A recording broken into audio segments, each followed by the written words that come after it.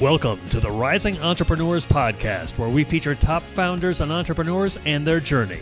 Now, let's get started with the show.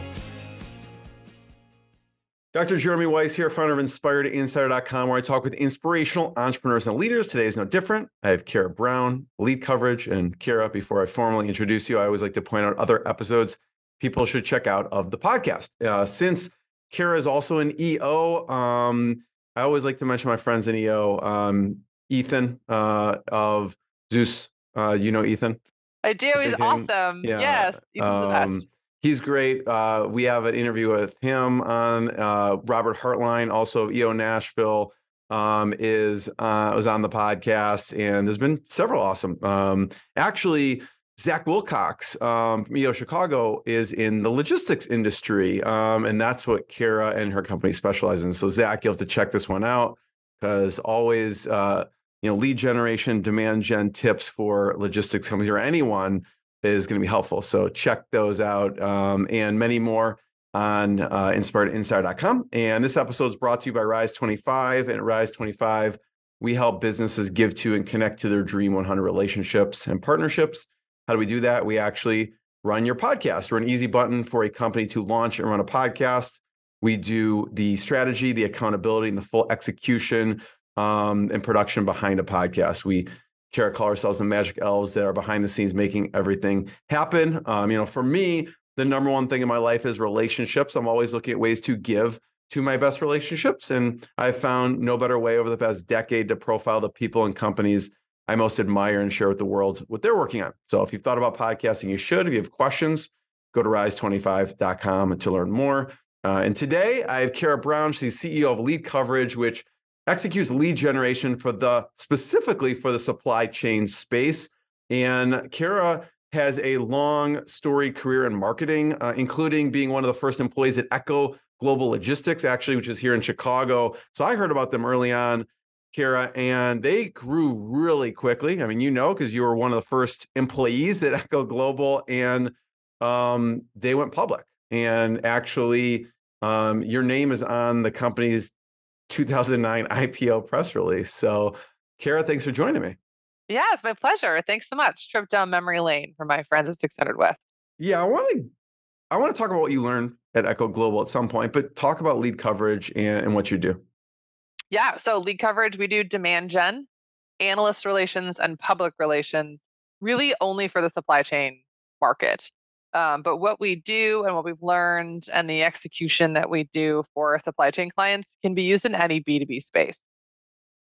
So, I could see why, because, you were at Echo Global, you went to another one, I think, early on, was it in Atlanta? And I mean, you've worked at a number of them, and I'm curious, did it take some discipline to stick in that niche? I'm wondering if you had other inquiries, if you're like, oh, you're doing this for them, can you help me? But it seemed like you stayed pretty disciplined in that.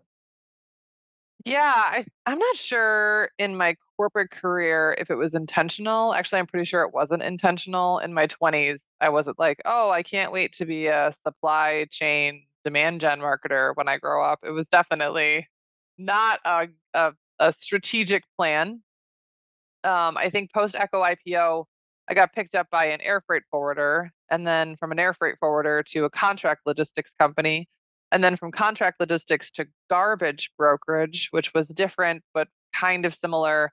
And I think the value of the niche, I understood very early on that the marketing skills or the finance skills or the strategy skills that one acquires as a corporate employee are transferable, but the niche knowledge and the ability to create relationships in a very specific niche is something that I tell a lot of people as they're starting out, like, hey, it's just worked for me, right? Also, super helpful that the niche that I'm in is a $2 trillion market.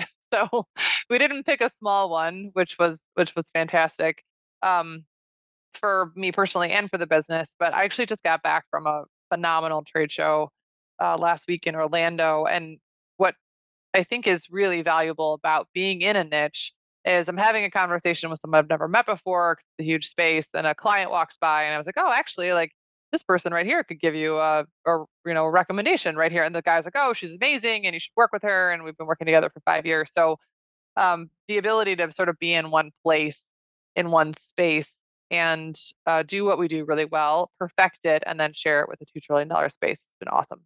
What are your favorite trade shows in the industry? What was the one in Orlando? Oh, the one in Orlando was the Transportation Intermediary Association Barn Burner of a show. It's great, actually. It's actually a really great show. It's all of the brokers and mostly SMB to mid cap brokers, which was great. My actually favorite show in the space is new. It's called Manifest, and they do a really good job of finding the right tech players, the correct sort of service providers, and then also they've got a ton of shippers that go to that show. So my clients are looking for the shippers at these trade shows. We're not, because we don't actually work for shippers themselves, but a really good mix. And then the show is just done really well. It's a really well done show. You could have kept on the career. I mean, obviously, you have an amazing track record. What made you start your own company?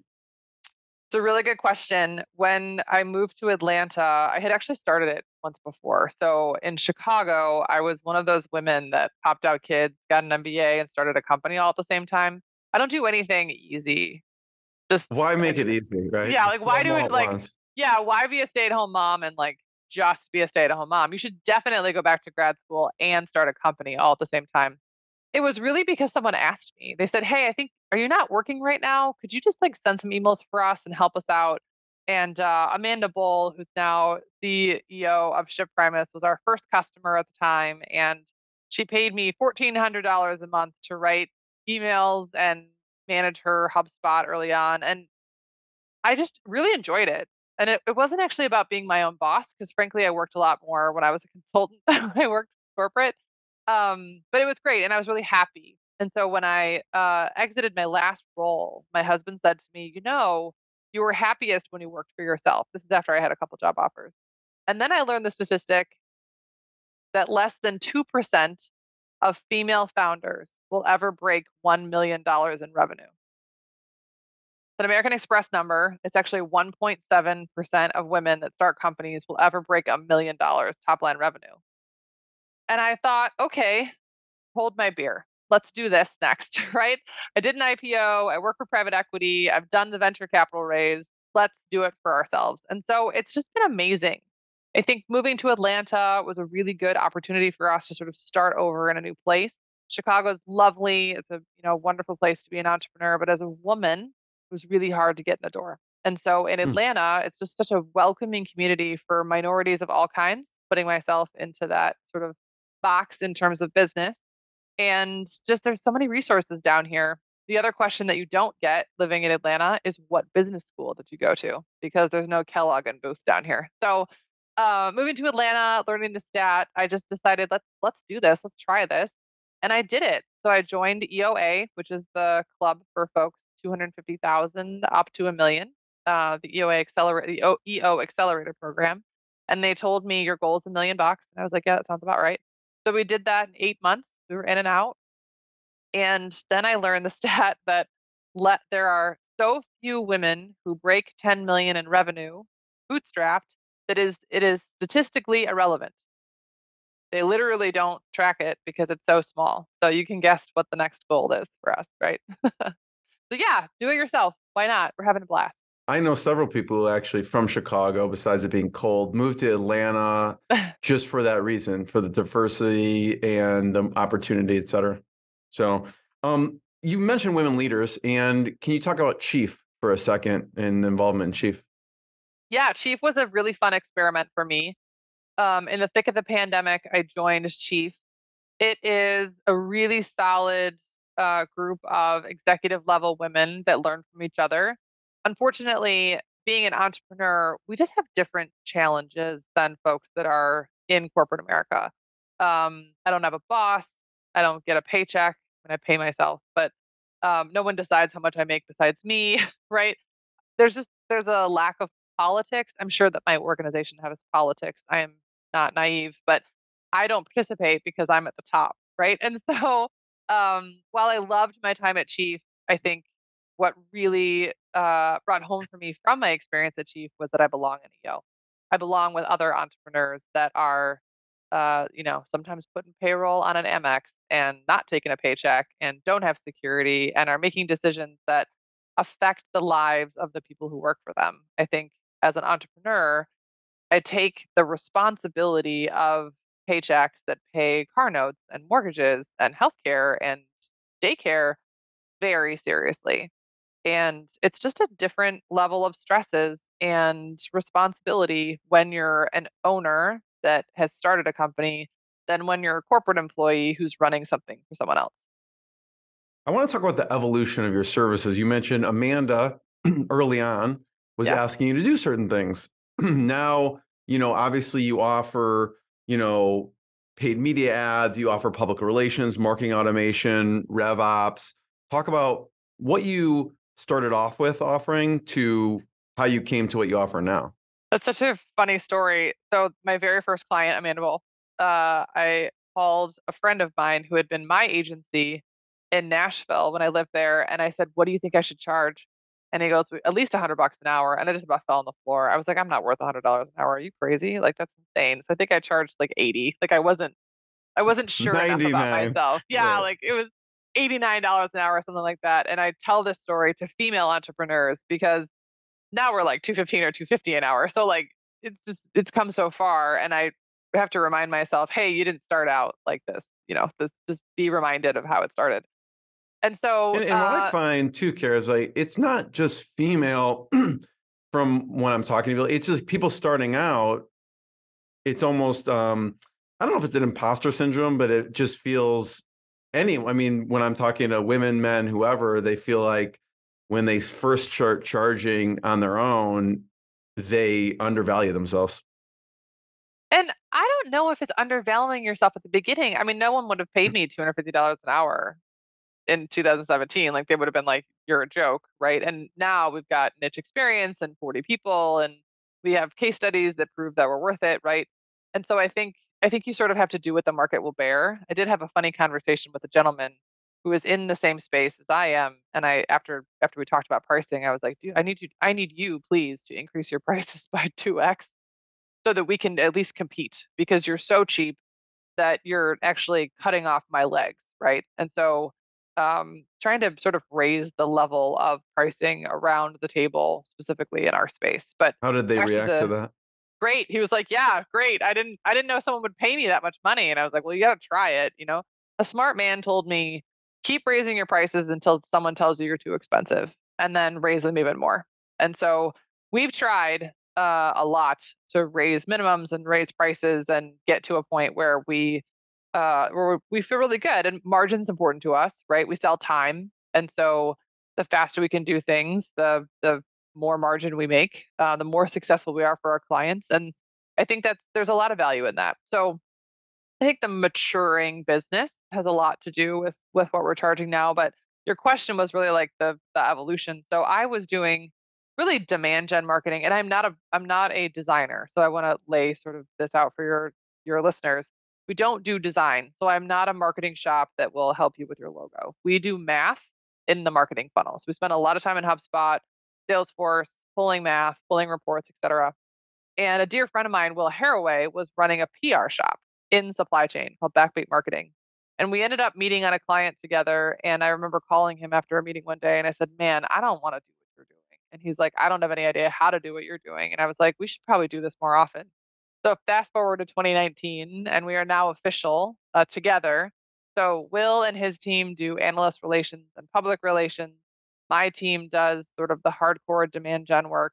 And then we have Jeremy Gave, who runs our HubSpot shop. We have a whole team that just does HubSpot. And then we actually have a team that will make the first dial. So we have expanded the team and the company and what we do for clients based on market needs, based on client needs, and then based on things that we learn, right? The next thing for us is AI. How are we going to take ChatGPT and the other tools that are coming out and incorporate them into what we know works for clients and then give them our best use cases, test things, etc. So it'll continue to change and it's really exciting. I think the one thing that we know is true about the company, our company, is that it's always changing. I'm wondering, Gail, let's say someone's listening right now and they have a really amazing partner that they do a lot of work with, and they have that same conversation, right? I don't want to do what you do. And the other person's like, I don't want to do what you do. And they're a good match and almost a good marriage. They can keep doing that and keep partnering on things. But you almost made it official. So why did you decide to actually make it official? And then how did you integrate the two companies? It was actually a really funny story. So Will and I went together to pitch a company together. And he was like, okay, the guy we're pitching, he's like, I get it. You guys are really smart. Who am I hiring? Who am I paying? What's going on? Like, I'm so confused. And we went literally. That's not what you want to hear It's after not what you want to hear. It was the word. It was like one of the worst pitches ever, right? And we walked to the elevator and we're like, well, we're not doing that again. We got to figure this out, right? Like, clearly the guy wanted to buy from us, but he was confused as to what he was buying. Let's figure this out. So we were at the Georgia Supply Chain Summit. I swear to God, and sitting on other sides of the room because we'd split up to work the room together and texting each other for names. And I was on my Namecheap app and I found LeadCoverage for $135. And I was like, I think this is it. And, he does PR. So coverage made sense for him, leading coverage, lead with coverage. And we were trying to figure out what made sense, and LeadCoverage just made sense. And so I think the first step for us was going to market together under one name. Then we had to decide, all right, how are we gonna split this up? Some clients I work for and he doesn't. Some clients he works for and I don't. And then I think very organically over the last 7-ish years, we have the team just sort of came together. We had like a crazy deal, and like I don't recommend this, where like I was paying employees and Will was paying me back, and it got really complicated until we sort of sorted things out with lawyers, and now everything's great. But we got to know each other for a very long time before getting married. And so, personalities were not a surprise, teams were not a surprise, clients were not surprised. I think we did the rebrand sort of at the beginning of the pandemic, and so nobody really paid attention. Um, and it's just been really, really great. I know that like 75 or 78% of most business partnerships fail, but after going through the pandemic and the great resignation, which was just horrible for most agencies, including us, with a partner and coming out the other side stronger. I mean, we grew 171% through the pandemic. Like, nothing can touch us, you know? Like, just knowing that you have someone that is in your corner and has your back and vice versa has been kind of game changing. It took a long time. I will not tell you that it was like love at first sight and that we met and like immediately started a company together. It took a long time. But now we have exactly the same goals and we back each other up, and it's great. I'm really, really proud. Yeah, it sounds like a really gradual thing where you're using each other, you're working with each other, and then you tested a couple things together, but separate, and then you kind of tested it together, and then the integration kind of slowly happened over time. Yeah. Go ahead. Just one more comment. One of the things that I've been reflecting a lot on lately, as an EO member, we do a lot of reflection, right? Is the I'm a tough person. If you ask around, like, oh, Kara's really tough. Like she's kind of badass, whatever. And what I've learned in the last couple of years going through this process is that empathy and patience are actually really, really valuable.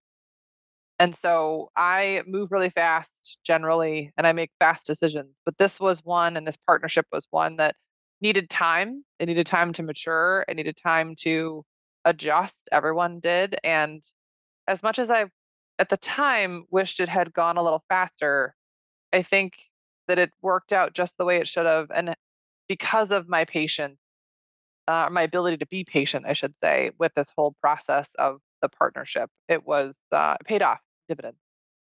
You're mentioning, obviously, it's a very people-centered business in general. I'd love to hear, what are your thoughts on attracting and hiring great talent? Well, I, Sarah Brown, am terrible at hiring people.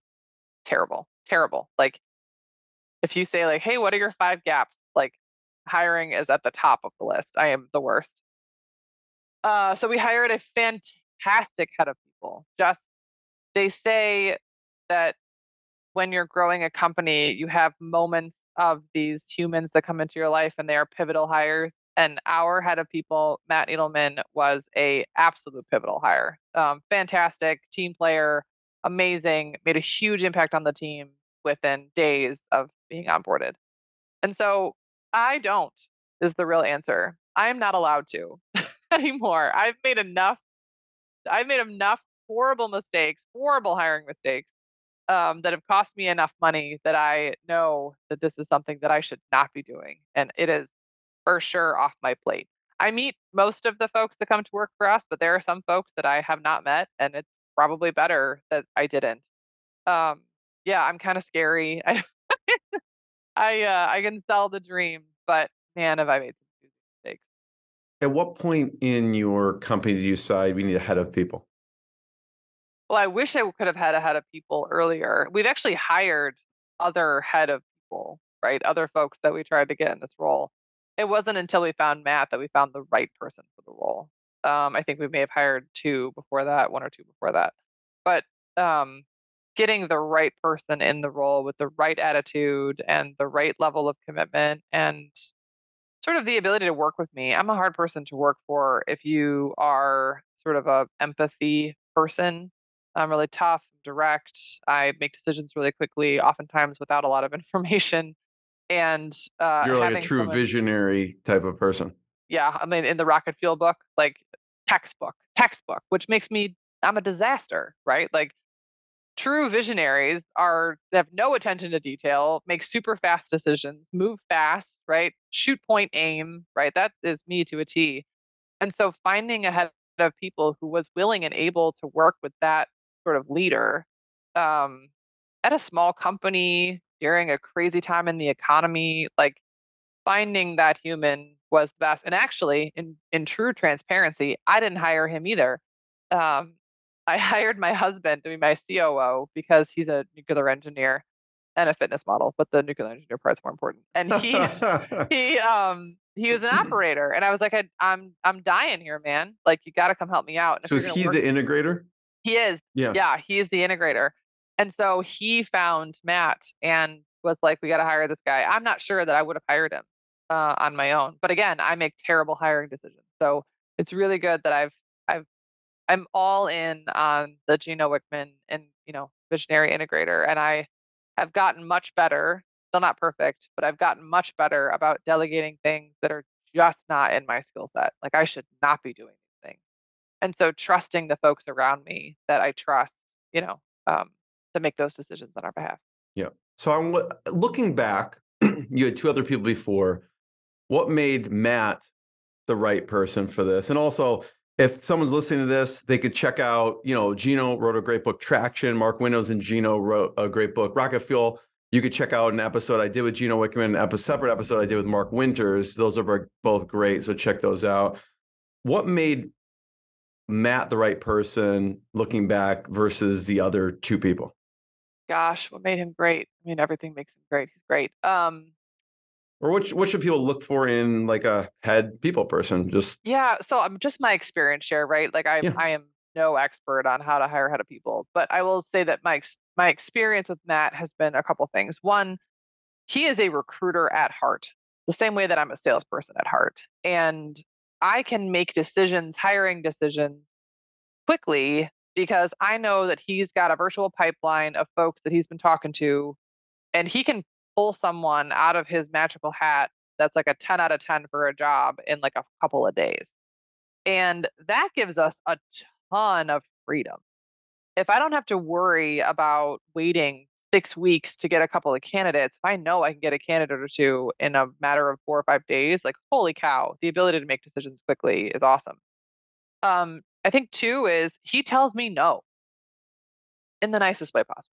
But I tend to like to hire people who look and feel like me, people from the space that I like, people that I think can bring revenue into the company. And I'm like, let's just hire this person. They're going to be great. And he meets them and he's like, how do I tell Kara no? Right. And he does in a very polite way. And then I think lastly is just energy, and this is culture fit, just culture fit, right? Energy, willingness to sort of do anything, jump in, wanting to be seen as a leader, taking responsibility before it's actually been, given. I think anytime someone can take something off my plate, I find them super valuable, not add to. And he just makes decisions. And in a company like ours that's small and growing, you have to have leaders on the team that you can trust to make those decisions. And he can. And then in conjunction with my other leaders and as well as my COO, like I don't have to make the small calls anymore, which is game changing when you're trying to scale. I want to talk about culture fit. And if you're watching the video right now, I pulled up the LeadCoverage website and I was reading through the core values. And I want you to expand a little bit on the yes and what that Yeah. means. But we have deliver results, yes and, embrace tough conversations, be extraordinary, master of one, Jane of the rest. So talk about the yes and for a second. So yes and is funny. If you've ever done improv, the answer is always yes. So I did improv, stand up in college, etc. So yes and is easy for us to do. We play a lot of games with yes and.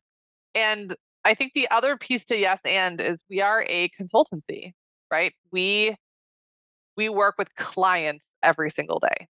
And so if a client asks you for something crazy, the answer is not no. The answer is yes.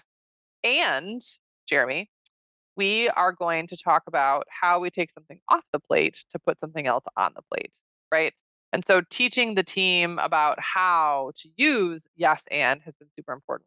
We also use it internally, right? I mean, the answer is always yes. I think being a mother, the word no is something I say to my children, but I never want to use it to a client or to an employee, right? Like the word no is something you say to a dog or a child. And so the nuance of yes and helps the team be more consultative. I love it. When someone's listening to this, your book may be out, it may not be out, but I want to talk about the book and basically the book is your philosophy for demand generation. So maybe just start there.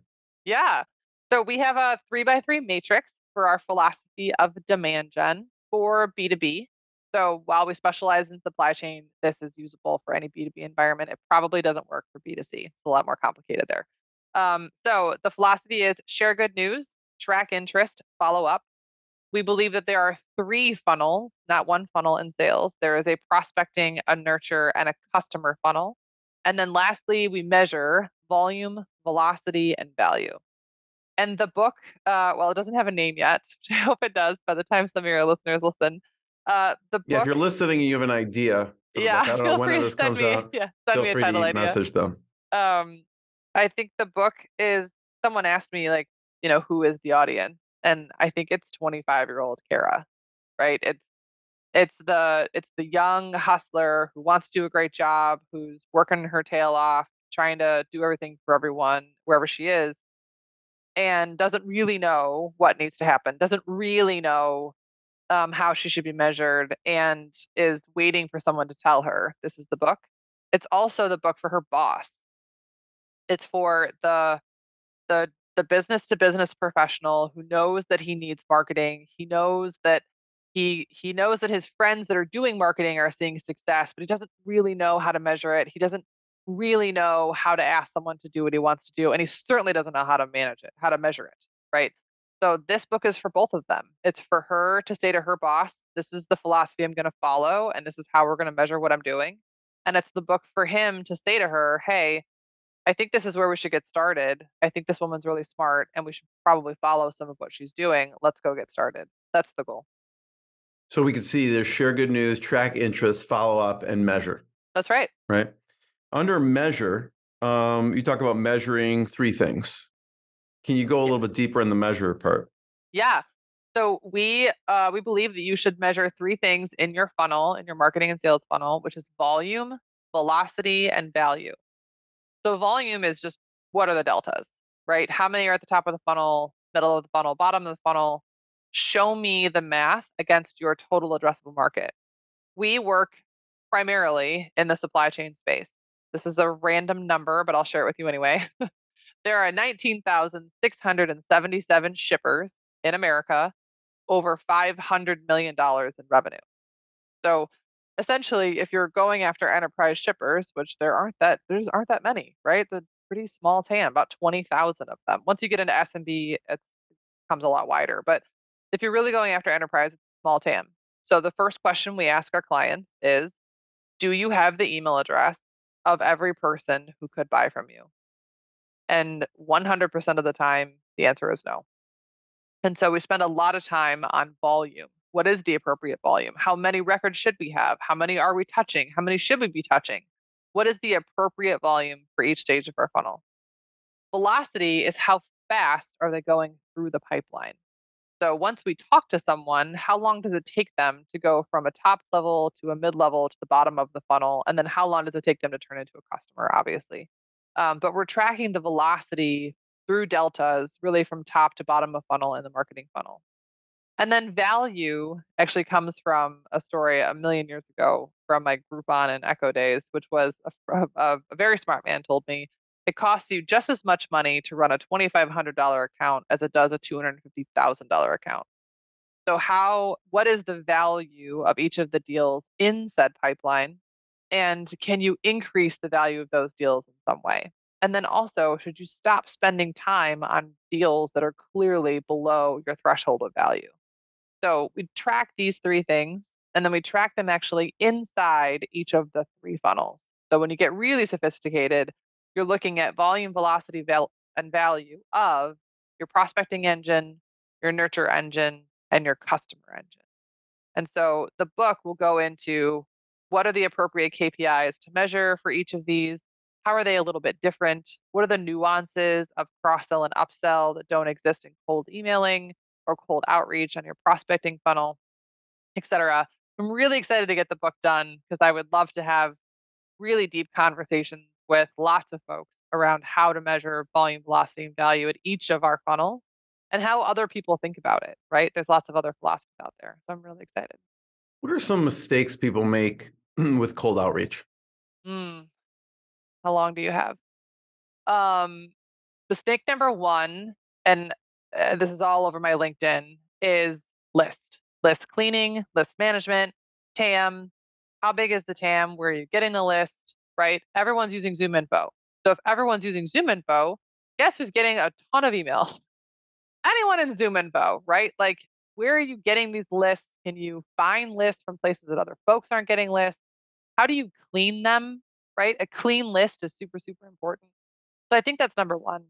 Number two is not using one of the many, many, many tools out there to help you write better cold copy, right? Lavender, try Lavender. I think it's trylavender.com or lavender.io is the best that I've seen. Full transparency, I'm on the cap table. They're amazing, amazing, amazing at writing cold email. I used to think, or do think actually, I'm a pretty good writer. I'm like, oh, I'm pretty good. I've been doing this for a long time.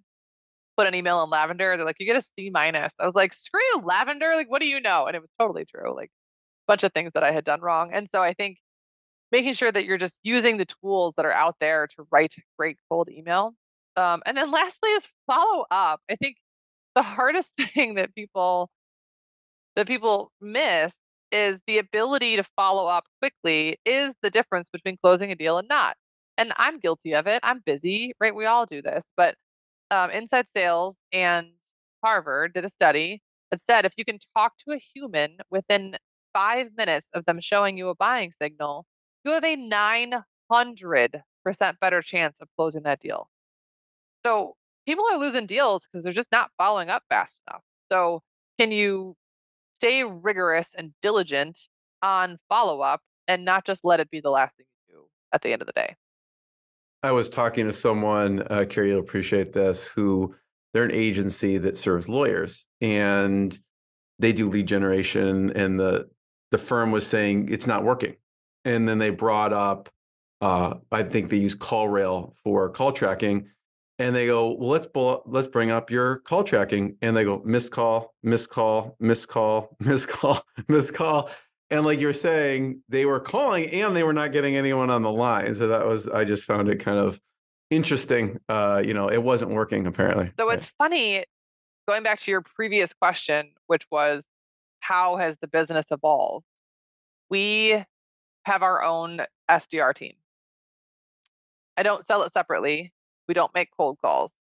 But because of that exact reason, hey, you've been doing this for us, we've been paying you all this money, and the leads aren't good, or we're not getting anything for our money, was 99% of the time because the sales team at the client wasn't making the dials. They just weren't calling them, or they were missing phone calls, or they weren't following up, or they were, right? And so we hired our own team of SDRs. They're internal, they're here in the States, and they make the first dial. And so instead of just handing over a list of qualified prospects, I'm handing over set meetings. Here is the meeting that is set for you. The big challenge for us in full transparency is that there are companies that just set meetings. So we end up sort of, because we do set meetings, but we're not just meeting setters. Oftentimes I have to spend some time educating folks that, no, you have to have the full kit and caboodle, right?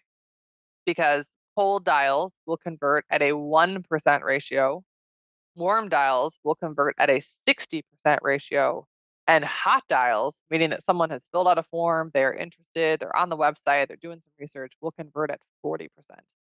So how do we get as many 40% meetings as possible? Well, it's not banging through a list of cold calls. Yeah, and even if, like you mentioned, just in the outreach piece, there's so many pieces. So like if one of these pieces gets dropped, the whole system doesn't work, right? So that's important to have like a kind of a full solution there. And that's not even including just lists or the copy or the follow-up, but everything together. Yeah, we like HubSpot for that, to solve that problem. We have clients that will come to us, or people I talk to that come to us, and they're on Zoho and MailChimp and some random CRM that you've never heard of before, and it's always a mess.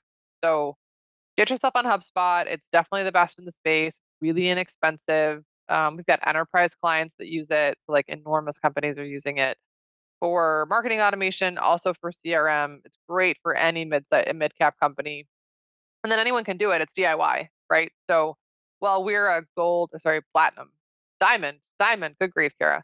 We're a diamond partner, so we can do the sexy stuff in HubSpot for you.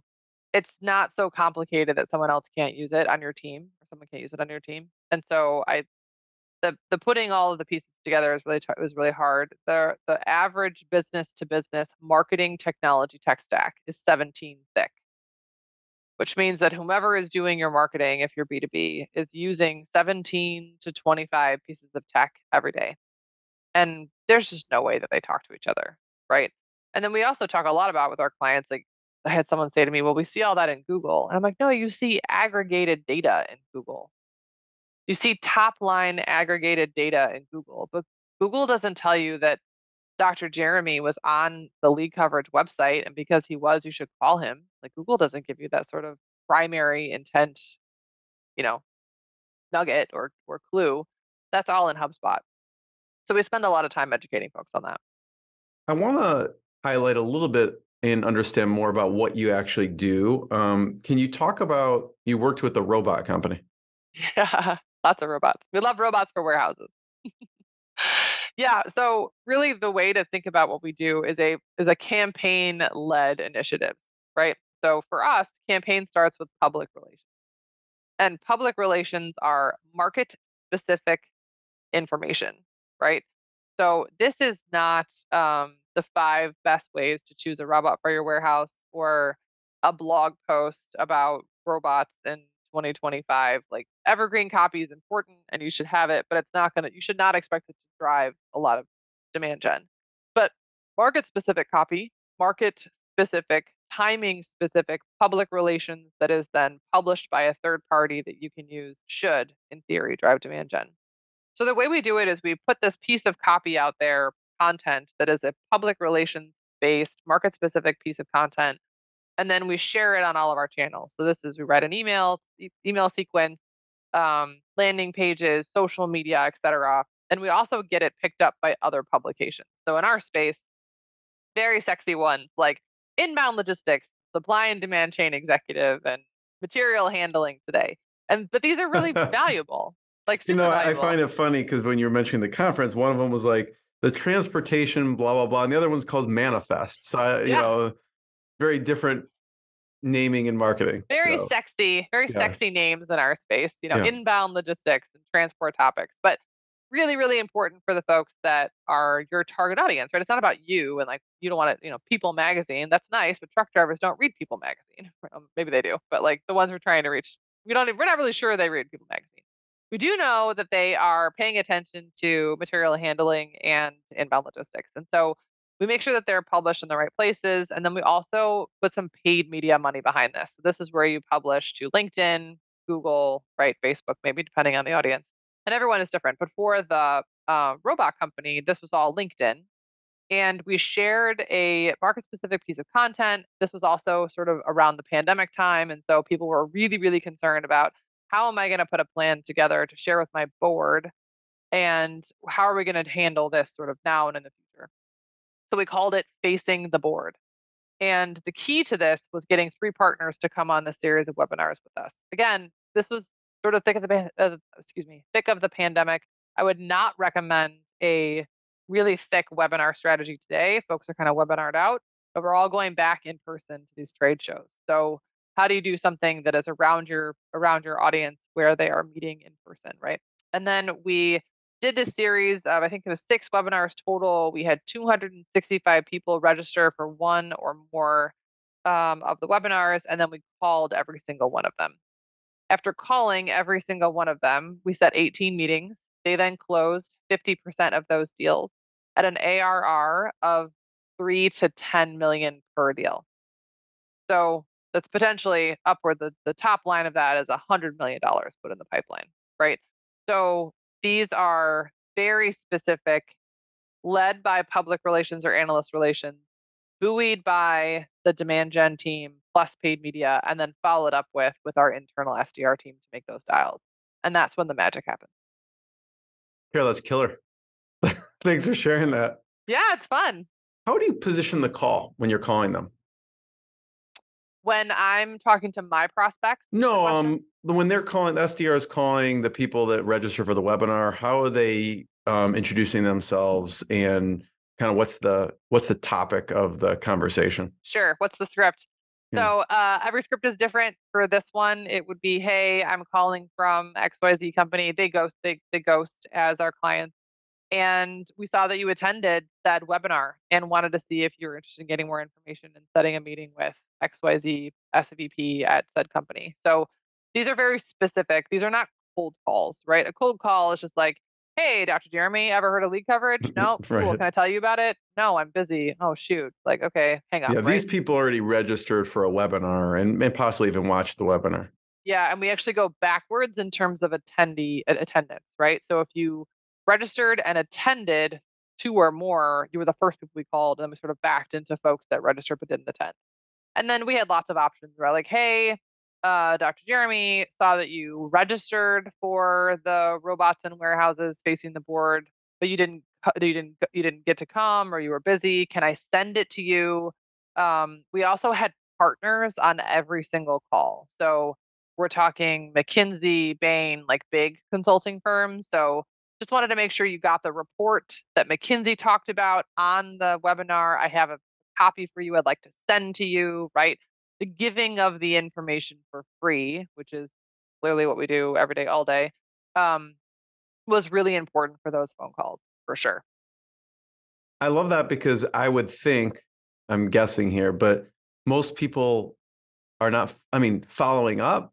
And secondly, they're not following up with a phone call. I would guess most webinars out there, even Yes. B2B webinars. I think it is such a shame.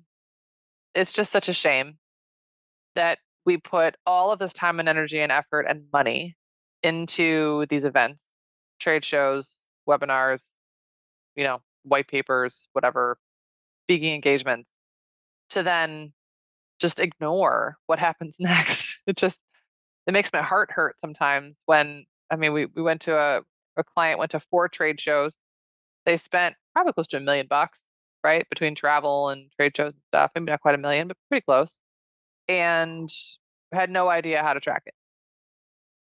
Didn't have any idea how they were going to track leads that had come in from the trade shows. And we know we do it every day, all day. So I'm like, this is how you do it. This is where you put them. This is where you tag them.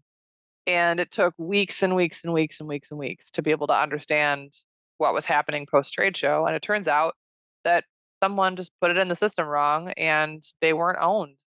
So they had all of these records from this trade show. The way that happens for LeadCoverage is we say to the team on the client side, you can take 2 to 5 leads from this trade show. 5 is the most. You can't actually work 10 to 25 leads post show. It's just too many. It's too many. You get 2 to 5. You're going to give us the rest. You're going to send your updates to those humans, and we're going to tell you who is interested from the rest of this group. And when we do it right and it works that way, it's mad genius. But when you sort of leave it up to the sales team inside the middle market client, they've got 6 or 7 folks that went to this trade show. They never get touched, right? So we go back and we look at all of the money that we spent on this show or this event or this webinar or this partnership, and we look at who didn't get followed up with, and sometimes it just breaks your heart. Yeah, you're almost helping, I feel like, these companies take an 80-20 approach or 90-10 approach, whereas like you're kind of sifting, here's the 10% of the people you should be spending your time with. Let us kind of sift that down for you. Is that accurate? Yeah. And I mean, even one more level of sophistication, right? Which would be amazing if we could get our clients to do this, which is, who do you actually want to meet at the trade show before we go to the trade show? Did you meet with them? If yes, then follow up. If no, then different follow up. But everybody's so busy and everyone's, just there's a lot of heartache around prepping for this stuff. So I'm not blaming anyone, right? It happens. Sometimes it happens better than others, and sometimes the shows are really helpful. So you asked me very early on in our conversation today, what's your favorite show? Mine is it's called Manifest. It's very sexy, all about shipping.